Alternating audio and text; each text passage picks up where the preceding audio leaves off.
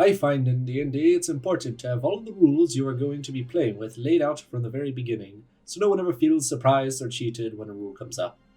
I recommend having all the house rules you plan on implementing into your game written down and figured out by session 0. Before I get into what house rules I use, I should mention that I run my games in strict adherence to the Dice God's whims. When I DM, I never fudge rolls, and I roll 99% of my dice in front of my DM screen. And although I've never slaughtered my players with impunity, is always a constant. It's always a threat on my table in my campaigns. But without further ado, here are the house rules that I use. Always round down unless otherwise stated. Technically, not a house rule, just an actual rule, but people always seem to forget it, so I figured I should just have it written down somewhere. Now, critical successes and failures on all checks.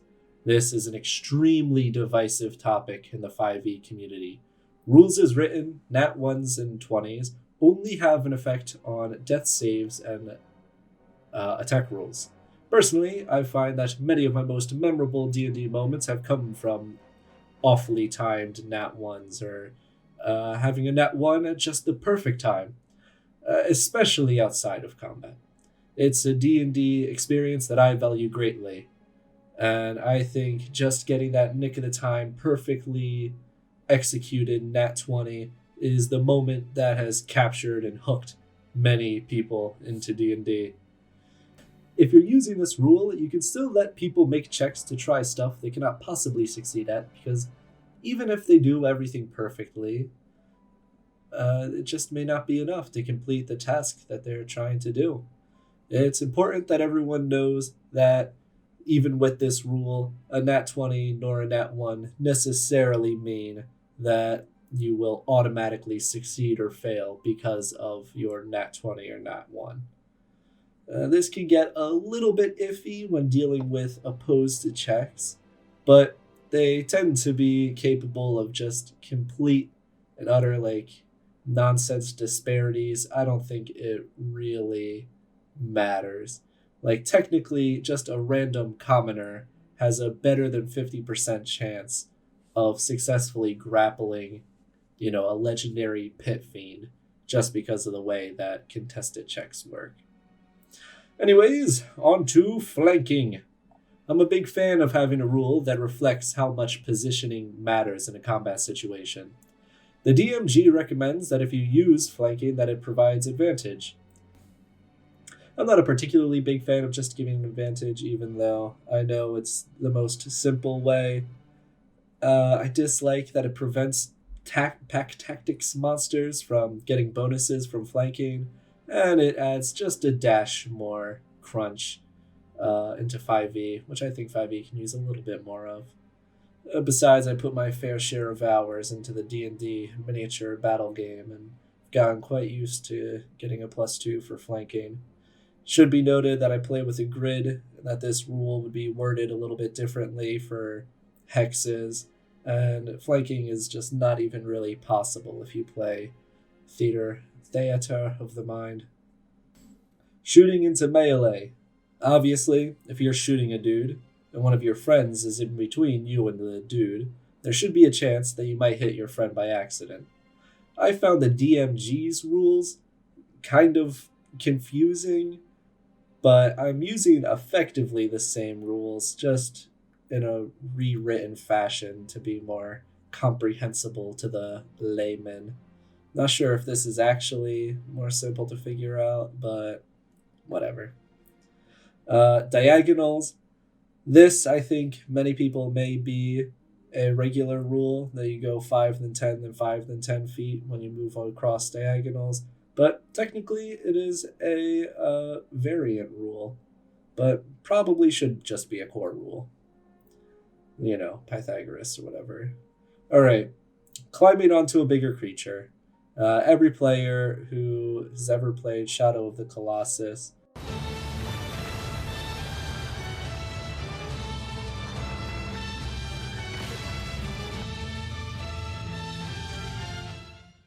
will try to perform climbing onto a bigger creature. So Might as well just have rules there so that you know what to do when it comes up. Tumbling. This I also find comes up pretty frequently, especially in like tight corridors and like dungeon hallways and stuff. Players will ask if they can attempt this, so I figured just have rules for it. My only qualm with this rule is that Wizards of the Coast also used Tumble for the special ability of like the bards, like Jester College of Humor or whatever it is subclass. So, come on, Wizards, get on it. Coup de grace, ho ho ho. Back in 3.5, there was a slightly more complicated coup de grace rule where if you tried to like slit a helpless person's throat, they would make a fortitude or die save. Try to simplify it a bit, specify it only works outside of combat to try to halt any like hold person shenanigans. I know mundane creature, and character are extremely vague terms, which is intentional. Once you get to like ogre and above, executing a monster in its sleep becomes exponentially more difficult. I would consider a mundane creature to be no bigger than medium and without having any like meaningful magical presence. Realistically, the most powerful enemy I could see someone coup de grace-ing is like an orc chief, though potentially all the way up to even like a warlord could get coup de grace if you could catch them, without their guards or whatever. Another reason I ultimately decided to add this house rule was to inform the players up front that if a goblin, comes up to them while they're sleeping and slits their throat, they don't just take 1d4 piercing damage. They just die, as would happen if they had their throat slit. That being said, not to worry. I have never actually killed a player by having a goblin slitting their throat in their sleep, but it's just a threat that I want my players to be aware of. Attunement. I've found the current factors that determine whether or not a magic item should require attunement to be a little bit arbitrary. Is it OP if you can pass the magic item around? And does it give a bonus that other magic items already give a bonus to? Personally, I'd rather just be able to give my players constant flow of magic items, and they can just filter out the bad ones and replace them with good ones without ever having to worry about them becoming just uber OP by loading up on 100 magic items, because generally they can only ever have 3 attuned to them. Now, inspiration. I got my idea for how to run inspiration from the hero points of DC Adventures. Before this rule, I never knew when to give out inspiration. I always kind of felt that it would be insulting to give someone inspiration and subtly imply that everyone else isn't role-playing good enough to deserve inspiration. Becomes a game of trying to balance when to give everyone inspiration and dish it out equitably, but as a DM, you already have too many things to worry about to play this sort of mini game in the back of your head. So now I just give all my players inspiration at the beginning of each quest, adventure, not necessarily every session, but more often than not every session. There are 3 things you can spend inspiration on. First one, a re-roll of a d20 with a plus 10 if you roll a 10 or below. This is by far the most common option I see players choose. This basically guarantees at least a roll of an 11. It's interesting to see the players that use this at the very first opportunity versus the players that hold on to it at the very end. God forbid they get hit by a quivering palm or something. As a DM, you don't have to worry nearly as much about giving every player their moment in the spotlight when they can pretty much guarantee that they can give themselves that one good roll when it really matters.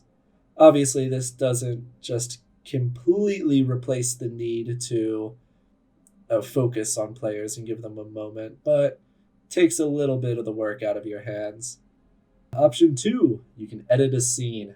This basically allows the players to make a small change in the environment to help them out. Mayhaps a chandelier hanging over the villain's head, a precariously placed potion behind a mad wizard, or even outside of combat, mayhaps you run into an old friend of yours that can give you some helpful information. Something to give the players a little bit more to play with narratively. I have had about 50-50 results with people being genuinely clever with this rule versus people just being obnoxious with it. But as long as you can guide people away from the dumb ideas, it can make for some very interesting moments. I will admit the wording is slightly awkward for 5e, as to gain an advantage sounds like it could refer to dice roll advantage, when I meant for it to just be put into a favorable position. Which that way kind of just makes it sound like it only applies to combat to be put into a better position. So I give up on wording it better. If you've got an idea, let me know. Anyways, third thing you can do with inspiration, get a clue. The only time I have ever seen anyone use this option was myself when I was playing DC Adventures. And after not making any progress at all because of the clue I'd received, it became very clear to me why no one ever picks this option. And that's basically because why bother? You know that the game will progress at some point, whether or not you get this clue, because you know that the game will just has to go on at some point. And at that point, you might as well just save the inspiration to gain your super reroll, because why wouldn't you gain the mechanical advantage when you've got that option available to you? Something players optimize the fun out of every game, yada yada. But I keep this option in there more as just a safeguard to ensure that the players never feel like they are truly out of options. Because even if they feel like they're in a situation where they're stuck, as long as someone has an inspiration, they can spend it to get that phone a friend lifeline and hopefully get out of the situation at hand. Tactical withdrawal. Retreating, I find, is not really possible in D&D by default. Generally, monsters move as fast, if not faster, than the players. So running away devolves into the player disengage and runs 30 feet, then monster runs 30 feet and hits them. Or you dash away, take an attack of opportunity, and then monster dashes up to you, putting you back in threatened range. So I found and added some rules for a coordinated retreat by the entire party that would actually allow the players to flee from a combat. That having been said, I have never and don't expect to ever see players flee from a combat. Which, to be fair, I've never fled from combat with one of my dwarfs. I would rather die in glorious combat than ever show my back to my enemy. This tactical withdrawal rule is more of just an insurance as a DM. If my players ever do die in a TPK, I can at least say, well, you guys had the option to run. That being said, don't ever throw something big and scary at your players when they're weak and puny to try to establish your world as scary and threatening. Because your players will try to fight it, unless you make it abundantly clear that they should have no intention of trying to fight this thing. Now, on to my favorite house rule. Lingering injuries. I give my players whenever they are reduced to 0. This instantly fixes one of my biggest problems with 5e, and that's that once players have access to consistent healing, they become extremely tanky. They can go from 0 to getting healing worded for 3 HP, and then they can take a massive 40 damage hit, which won't kill them, just brings them back down to 0, and they just need to get healed again. And once a party has multiple sources of healing, and they figure out how to use hold actions tactically to get the maximum efficiency out of their healing, they will become nigh invulnerable. So, lingering injuries is just a way to restrict players from doing that old hanging around at 0 HP dance. To determine the injury, I put together a 3d20 table. I used a lot of the injuries from the DMG lingering injuries table, but I found that that table was way too brutal. There is like a 15% chance that your character just becomes severely debilitated by losing either an arm or a leg, which is basically permanent until you get to the 7th level spell Regenerate, which you won't even have access to until level 13. With my modified table, I've reduced the chances of becoming handicapped for the rest of your life to about a 1% chance. The majority of the time, you'll get something minor, like a chest wound or minor scar, internal injury, bruised ribs. These are the big ones. And these are things that can generally, they either don't have an effect on you or they can be waved away with a simple magical healing, cure wounds spell. So most of the time, it doesn't really have an effect, but I do find that it's still, enough of a threat that just even if it's a small chance to become crippled, it's enough to try to keep people from, they're still scared of dropping to 0 HP. I also loved in Mordheim how whenever one of your heroes got injured, there was a chance that they would show back up to your warband even better than they were when before they were lost. So I added a few positive things because why not? There is an even less than 1% chance of any of these ever occurring. Anyways, that is it for my house rules. Farewell. March on, brave Dowie! March on!